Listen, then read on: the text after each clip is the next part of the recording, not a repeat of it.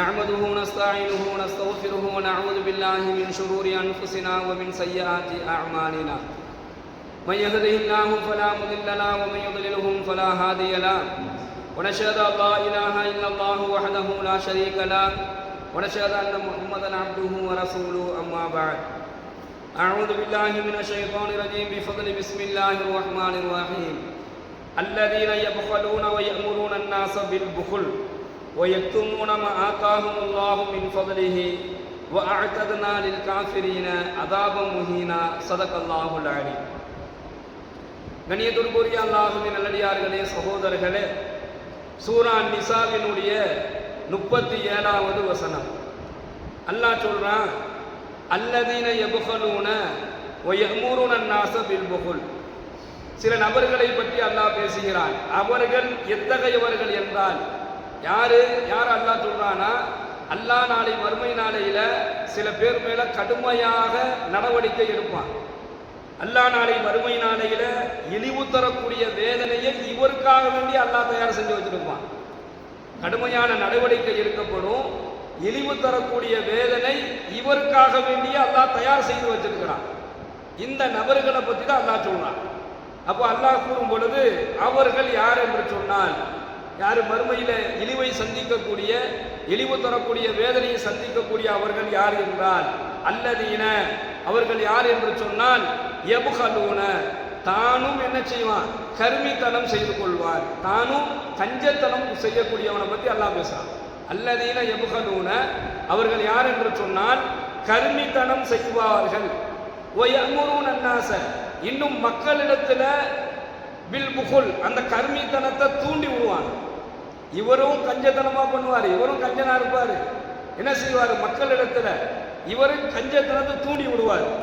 இத்தகைய நபர்கள் அடுத்து அல்லாஹ் சொல்றான், அல்லாஹ் தன்னுடைய பேர் உபகாரத்தினால் அவர்களுக்கு வழங்கியதை மறைத்துக் கொள்வார். எதெல்லாம் சிறப்பாக அருளாக உபகாரமாக அல்லாஹ் அவர் கொடுத்திருக்கிறானோ அதை எதையுமே என்ன செய்ய மாட்டான், அந்தாரு வெளிப்படுத்தவே மாட்டார். அவருக்கு என்னெல்லாம் சிறப்புகள் இருக்குதோ எல்லாத்தையும் மறைச்சு வச்சுக்குவார். வெளியில என்ன செய்வார் அப்படின்னு சொன்னா, நானும் ரொம்ப கஷ்டத்துல தான் இருக்கிறேன், நானும் ரொம்ப சிரமத்துல தான் இருக்கிறேன், நானே வாழ்றதுக்கே வழி இல்லாம இருக்கிறேன், நானே பொருளாதாரத்தில் நடுவடைந்து இருக்கிறேன் என்பதாக அல்லாஹ் அவருக்கு தன்னுடைய பேர் உபகாரத்தால் செய்த அருள்களை அல்லாஹ் வழங்கியதை எல்லாம் மறைத்துக் கொள்வார். அல்லாஹ் சொல்றா, இவ்வாறு அல்லாஹ்விற்கு மாறு செய்பவர்களுக்கு இழிவு தரும் வேதனையை நாம் தயார் செய்து வைத்துள்ளோம் என்பதாக எல்லாம் வல்ல இறைவன் சூரா நிசாவினுடைய 37வது வசனத்துல அல்லாஹ் பேசுறான். இப்ப இந்த இடத்துல காஃபிரீன என்கின்ற ஒரு வார்த்தை அல்லாஹ் சொல்றான். காஃபிர் என்று சொன்னால் இறை மறுப்பாளர். அப்போ கஞ்சத்தனம் செய்பவன், கஞ்சத்தனம் செய்யும்படி தூண்டக்கூடியவன், அல்லாஹ் தனக்கு வழங்கிய உபகாரங்களை வெளியில சொன்னா கண்டுபட்டு போயிடும், வெளியில சொன்னா நம்ம கிட்ட ஏதாச்சும் உதவி கேட்டுருவாங்க என்கின்ற அடிப்படையில அல்லாஹினுடைய பேர் உபகாரத்தால் அல்லாஹ் செய்த அந்த உபகாரத்தை மறைக்கக்கூடியவர். இந்த 3 தன்மை உடையவரை அல்லாஹ் என்ன சொல்றானா, லில் காஃபிரீனன்னு சொல்றான், இறை மறுப்பாளர் என்பதாக அல்லாஹ் சொல்றான். அப்ப யாருக்கு இணையா அவர் வந்துடுறாரு, காஃபிருக்கு, ஒரு இறை மறுப்பாளருக்கு, அல்லாஹ்வை மறுக்கக்கூடியவனுக்கு இணையாக இவர் வந்துடுறார். இழிவு தரும் வேதனை லில் காஃபிரினா அதாப முஹீனா, இழிவு தரக்கூடிய வேதனை உண்டு என்பதாக அல்லாஹ் சொல்றார். ஹஜ்ரத் இப்னு அப்பாஸ் ரலியல்லாஹு அவர்கள் அறிவிக்கின்றார்கள், இந்த வசனம் ஏன் அல்லாஹ் இறக்கினா அப்படின்னு சொன்னா, அன்றைய யூத தலைவர்கள், அன்றைய யூத தலைவர்கள் என்ன செய்வாங்கன்னா, இந்த அன்சாரி சஹாபிகளை பொறுத்த வரைக்குமே ரொம்ப தாராளமாக செலவு செய்யக்கூடியவர்கள். அந்த அளவுக்கு அல்லாஹ் அவர்களிடத்துல வசதி வாய்ப்பையும் கொடுத்திருந்தான். முஹாஜிரிகளை விட அன்சாரிகள் என்ன செய்வாங்க, ரொம்ப வசதி வாய்ப்பு பெற்ற சஹாபாக்கள். முஹாஜிரிகள் என்பவர்கள் மக்காவிலிருந்து வந்தவங்க, மக்காவிலிருந்து சொந்த மண், சொந்த வீடு, சொந்த குடும்பம், பொருளாதாரம் எல்லாத்தையுமே இழந்துட்டு அல்லாஹ்வுடைய தூதரோடு ஹிஜ்ரத்தை மேற்கொண்டு வந்தவர்கள்.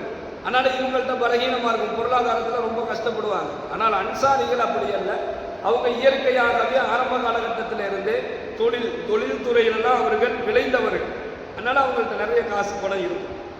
இந்த அன்சாரி சஹாபாக்கள் நிறைய செலவு செய்வாங்க, தர்மம் செய்வாங்க, உதவி செய்வாங்க. கஷ்டப்படுறவங்களுக்கு கொடுத்து உதவுவாங்க.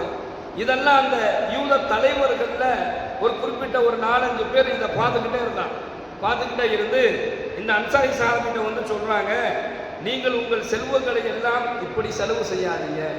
நீங்க இப்படி செலவு செஞ்சீங்கன்னு சொன்னா நாளைக்கு உங்களுக்கு ஒன்றும் ஆயிடுச்சுன்னா நீ என்ன பண்ணுவீங்க? நாளைக்கு உங்களுக்கு வறுமையில் நீங்கள் சிக்கிக்கொள்வீர்கள். அப்படி வறுமையில் நீங்க சிக்கிக்கிட்டீங்கன்னா நீங்க என்ன செய்வீங்க? எனவே நீங்க என்ன செய்யாதீங்க, ஃபுல்லா செலவு செய்யாதீங்க என்பதாக அந்த யூத தலைவர்கள் எல்லாம் இந்த அன்சாரி சஹாபிகள்கிட்ட வந்து இந்த செய்தியை சொல்லும் அல்லாஹ் இந்த வசனத்தை இறக்கினான் என்பதாக நாம் பார்க்கிறோம். அதே போன்று சில இஸ்ரவேலுடைய அறிஞர்கள், அவங்களுக்கு நல்ல கல்வி இருக்கும், கல்வியில அவங்க ரொம்ப சிறப்பாக அவர்கள் விளங்கி இருப்பாங்க. ஆனா அந்த யூத தலைவர்களை, அந்த இஸ்ரவேலுடைய அறிஞர்கள் என்ன செய்வாங்கன்னா, தனக்கு இருக்கக்கூடிய கல்வியை நாம இவங்களுக்கு சொல்லிக் கொடுத்தோம் அப்படின்னு சொன்னா இவங்கெல்லாம் வளர்ந்துருவாங்களே என்று சொல்லக்கூடிய எண்ணத்துல கல்வியையும் கற்றுக் கொடுக்க மாட்டாங்க. அப்ப கல்வியிலையும்